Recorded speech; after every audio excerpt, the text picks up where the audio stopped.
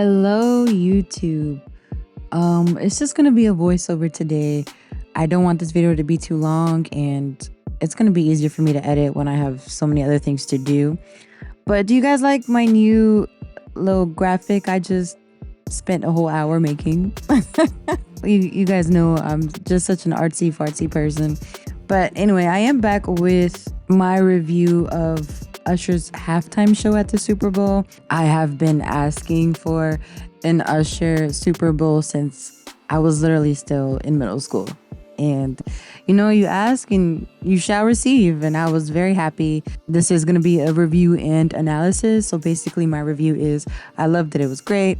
So now we're going to get to the analysis portion. And we begin with a warning from the Apple Music Administration because, okay, Usher knows, he already knows what he's about to do. And clearly, he feels no remorse about taking Keke Palmer away from her husband. Okay, so if you look at the advisory, it says that the following performance may cause relationship issues. So, ladies, do not watch this with your man. So now that you have been warned, we're going to begin with the opening song, which is technically My Way, but he didn't really sing it. It just kind of played until we got this close-up of Usher. So technically the first song that he actually sings is Caught Up, which I'm really happy about because I remember as a little girl, Caught Up was the first Usher song that I listened to. So already it just brought back so much nostalgia for me. So then the camera pans out and we get to see the full scenery. And already, I've never seen dancers get so much camera time and so many close-ups, and their costumes were kind of all over the place. Like some gave carnival, some were obviously Vegas themed, some were like cabaret, circus, and then some of them even had the oversized suits from like the 90s and the 2000s. So the costumes, they make sense, but they were just kind of not as cohesive.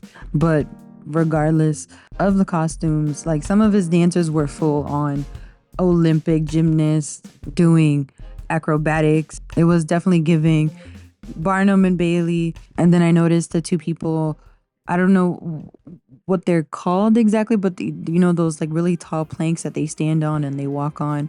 Y'all know I never know what anything is called.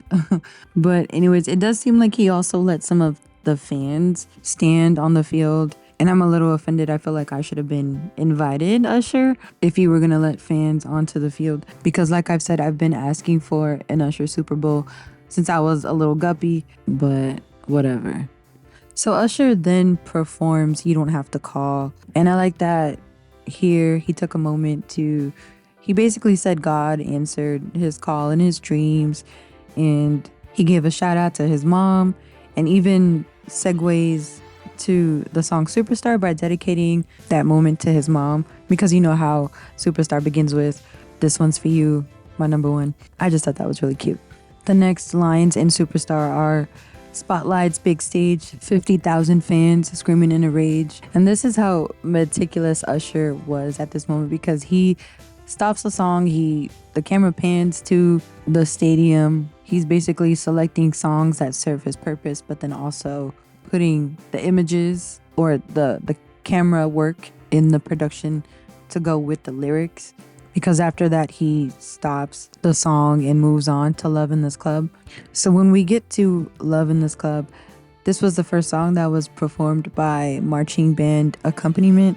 And the band wasn't necessarily on beat with their dancing, but at least with their notes, they definitely were on beat. And I like how when the camera panned out, you actually saw that the band spelled out Usher with their formation. So we're going to give them some grace for that. Next, Usher brings out Alicia Keys. I kind of already knew that Alicia Keys was going to be there because for some reason, I was watching the news the day before. I think it was Channel 7. Somehow, the anchorman knew that Alicia Keys was going to be there. And he spoiled it for me. So whoever that anchorman was, just know that I hate you. The second thing that I want to say before we go any further is that there will be no Alicia Keys slander on this channel. I will block you if you mess with my queen. However, every time I have seen this lady live, let me just tell you, it is not an Alicia Keys performance without a voice crack or two. But she's very skilled at always snapping back on key. And we're going to give her some grace because if I have any real musicians listening to this video, not fake ass musicians like me, but like actual people that, you're in a band, you have performed, and you've sat down and you've tried to learn an Alicia Keys song on the piano, that already is not easy. And then her songs are pretty hard to sing, let alone sing while playing the piano at the same time. So we are going to give her some grace. And honestly, at the end of the day, I'm just happy the mics were on and I'm looking at Shakira. That's no shade because I loved Shakira's performance. My other queen, I had her performance on repeat, just her part, but her mic was not on. So at least Alicia's was on. She just needed to drink some olive oil, maybe a little bit before the show. But anyways, she looked great. I'm not really sure what shape that piano was supposed to be, but still, that was a very sexy piano. Like Alicia Keys can have an entire museum collection of just the pianos that she has. And then as far as her singing If I Ain't Got You, it's not my favorite Alicia Keys song. It's also, I don't even think that's her most popular song. I think no one would have been a better candidate. So that's really the only bone I have to pick with Alicia Keys.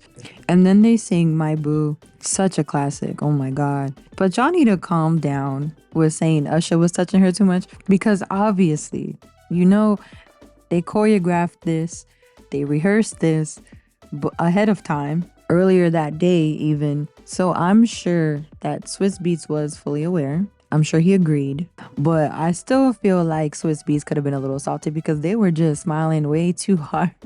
They were too happy performing together. Like, look at their faces. Those are very genuine, happy smiles, showing teeth and everything. There was one part where Alicia did look like she was kind of trying to get away from Usher, but I think that was just because he was so sweaty.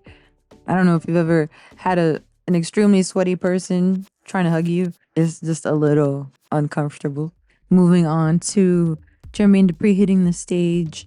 No lie, I really thought that was CeeLo Green at first because Jermaine Dupri is looking a little round and he tried to make a fashion statement with those socks, which actually don't really bother me. I'm more bothered about the pants not touching his ankles because those pants make him look shorter than what he actually is. But he just wanted to show off his little socks. So we're gonna let him cook. But that man was only on TV for 5 seconds. He was there just to deliver his catchphrase. Y'all know what this is. And he dipped. Next, I think this is probably my favorite part where Usher, we see him play into the meme, the Where's Usher meme at 7 o'clock. And the stage underneath him turns into a clock. And then it keeps ticking until it reaches 7 p.m. And that was literally the whole purpose of that moment, because then he moves on to the next song, Let It Burn. So he literally just did that to be funny and to flex on us. But it was at this moment when he was singing Let It Burn that I was starting to get a little disappointed because he's had up to this point the most vocal stems just for Let It Burn, but not the other songs where he was dancing more and out of breath more. So all I wanted was just a little bit more vocal stems for the parts that he didn't or he couldn't sing because he was out of breath for the other songs. And that's really my biggest critique of this entire performance. If I had to complain about one thing, that's what I'm complaining about. There's just not enough vocal stems. So after Let It Burn, he starts playing You Got It Bad. And if you guys have been watching TikTok lately, I think you already know where I'm going with this. That bug spray meme that's going on TikTok about the way Usher was dancing. If you notice during his Super Bowl performance, he made sure to tone it down as much as possible because when he pops and locks like that, he does look like he is a bug that got sprayed by some Raid. And one of the memes even photoshopped some like roach legs on. All right, we're moving on. So then her hits the stage with her guitar. I think some people were wondering what the connection between her and Usher is.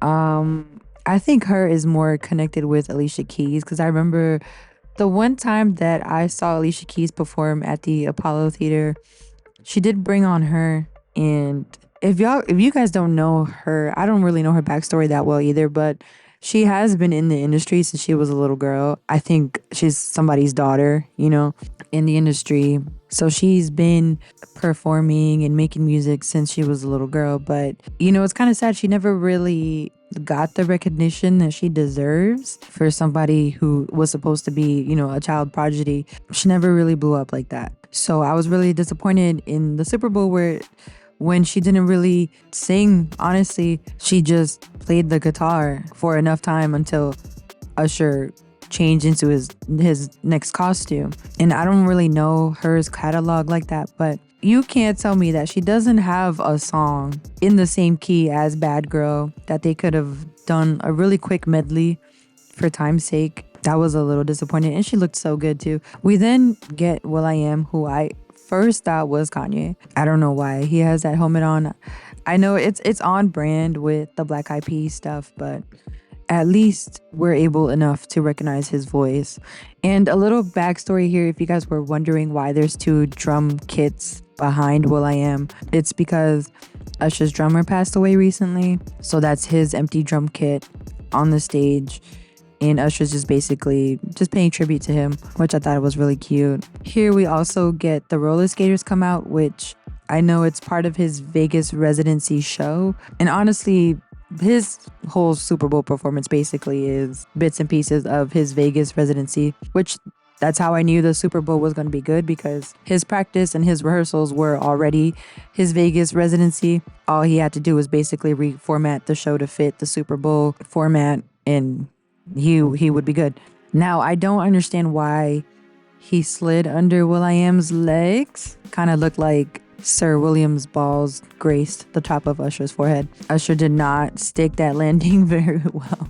We then get Little John, and we have to give little Jonathan his flowers for holding us down during the 2010s. I'm talking about every day on the bus ride back home from school, the bus driver would turn on the radio and it's just Little John. He basically fused hip hop and electronic music together, which, like, who would have thought those two genres would even match? He's also credited as the creator of crunk music. So he's an unsung hero, and maybe we have to do a video on him another day. And finally, Ludacris is the last special guest to come out, and he just looks so good. Well, all of these men, by the way, are in their 40s and 50s, but Ludacris has maintained his body and his face throughout the years. A little disappointed they didn't perform Lovers and Friends, but I do get it. Yeah, is the bigger hit between the two, and we already had to wrap this up. This performance is getting kind of long, and the performance basically ends with all the guys come out on the stage and they represent Atlanta. I think Little John is the only one actually born in Atlanta, but all the other men, despite them being born in different places, they all had their music careers begin in Atlanta at very young ages. There's just certain cities that breed superstars, and Atlanta's just one of them. So Atlanta, y'all did y'all big one at the Super Bowl.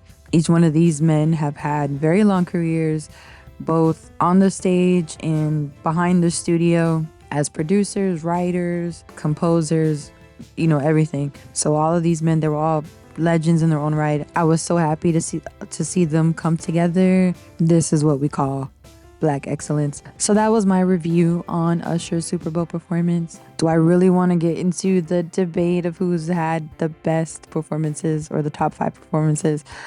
I don't really want to. But, you guys are free to do whatever y'all want in the comments. Other than that, love you guys and take care. Bye.